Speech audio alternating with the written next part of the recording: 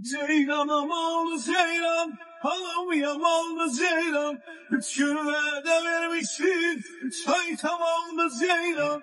Ceylanım oldu ceylan, halam yamaldı ceylan. 3 günlerde vermişsin, 3 ay tamamdı ceylan. Eve geldim ama Gamze Hanım ütü masasını kırmış ütü yaparken. Dakika bir gol bir. Hadi bakalım hakkımızda hayırlısı. Bir seneye kalmaz inşallah, el patır patır dökülmez.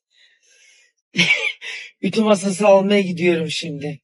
Ütüden kaçamaz. Yürüye yürüye tam Ansipi merkeze geldim. Allah'tan ev yakın. Bence... Burada ne güzel antifrizi varmış. Ne güzel şey. Bence Gamze zannetti ki ütü masasını kırarsa tamam bırak yapma diyeceğim. Ama bilmiyor ki ben pes etmem. Yürüye yürüye Maltepe'ye geldim. Orada fotoğrafçı beni aradı. Kerem'in nişan videosu hazırlamış. Hem gideyim onu alayım. Dönüşte de ütü masası alayım. Hepsini bir arada çıkarayım. Aramızdaki.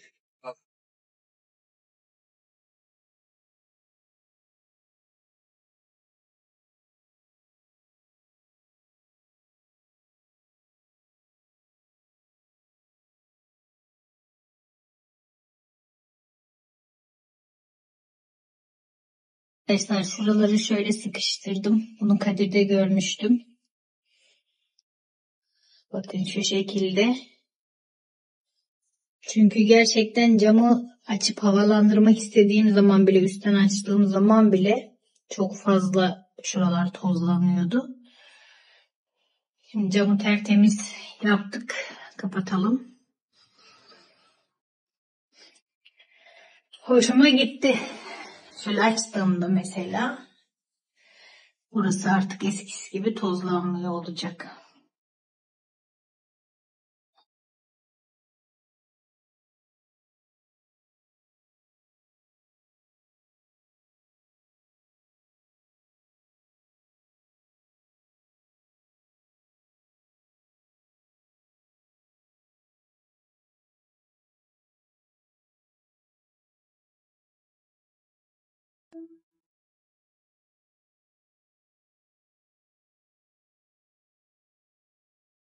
Susadım çeşmeye,